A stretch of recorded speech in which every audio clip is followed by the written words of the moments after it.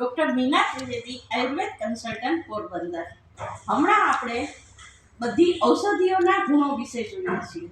આજે એક એવી ઔષધિ વિશે જોશું કે કહેવાય છે કે એ ફૂલ છે એ અહીંયા પૃથ્વી પરનું નથી પણ સ્વર્ગલોકમાંથી આવેલું છે અને એનું નામ છે કોયલ એટલે અપરાજિતા।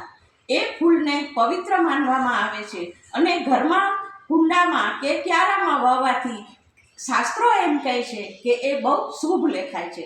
એ તો બરાબર, પણ હવે એના ઔષધીય ગુણો શું છે એ આપણે ખાસ જોઈએ।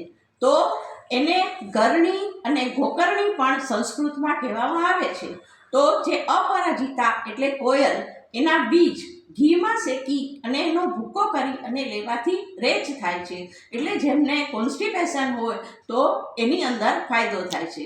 હવે ગરણી એટલે અપરાજિતા એટલે કોયલ, એના સફેદ ગરણીના મૂળ હોય એ ખાસ આપણે ઘસી અને માથા ઉપર લગાડવાથી માથાના દુખાવાની અંદર ફાયદો થાય છે। હવે મુખ્ય ગુણ શું?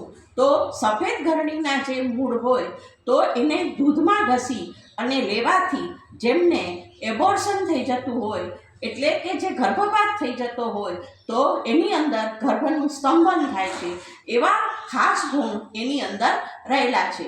હવે વૃક્કોદર એટલે કે કિડની જેની વધતી એની અંદર કોઈ પણ તકલીફ હોય અને વધારામાં જેમને લીવર વૃદ્ધિ થતી હોય એટલે લીવર વધતું હોય તો એની અંદર પણ ગરણીના મૂળ છે એ ખાસ કરીને ફાયદો કરે છે। આવા નાના નાના ગુણો આપણે એની અંદરથી જોવા મળે છે। હવે જે સફેદ ગરણીના મૂળ હોય એને આપણે ઘસી અને કોટ જે લ્યુકોડરમાં શરીરમાં ચામડીમાં થાય છે તો એને એની ઉપર લગાડવાથી પણ એની અંદર ફાયદો થાય છે। તો આ બધા ગરણી એટલે ગોકર્ણી, અપરાજિતા કે કોયલ, આ ચારે નામ એક જ ફૂલના છે। એને આકાર છે એ ફૂલનો ગાયના કાન જેવો હોય છે એટલે એને ગોકર્ણી પણ કહેવામાં આવે છે। આ સંસ્કૃતનો શબ્દ છે અને એને આયુર્વેદમાં ગરણી ગોકર્ણી કહેવામાં આવે છે અને આપણે જનરલ એને કોયલના ફૂલ તરીકે ઓળખીએ છીએ, જે બે જાતની હોય છે, સફેદ અને જાંબલી। તો આ બંને કોયલ છે એ ખાસ કરીને ઉપયોગી છે।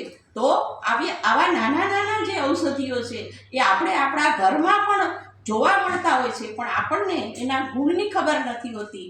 તો આ બધા ગુણ વિશે જાણીએ અને એનો ઔષધીય પ્રયોગ કરીને સ્વસ્થ રહીએ। બીજા ઔષધીય વિડીયો માટે મારા વિડીયોને સબસ્ક્રાઈબ કરો, લાઈક કરો અને શેર કરો। અને વધારામાં તમને કોઈ પણ તકલીફ હોય અને જો તમે મારો કોન્ટેક્ટ કરવા માગતા હો તો એની અંદર નીચે વોટ્સએપ નંબર અને બીજા ફોન નંબર આપેલા છે, એમાં તમે મારો કોન્ટેક્ટ કરી શકો છો। ધન્યવાદ।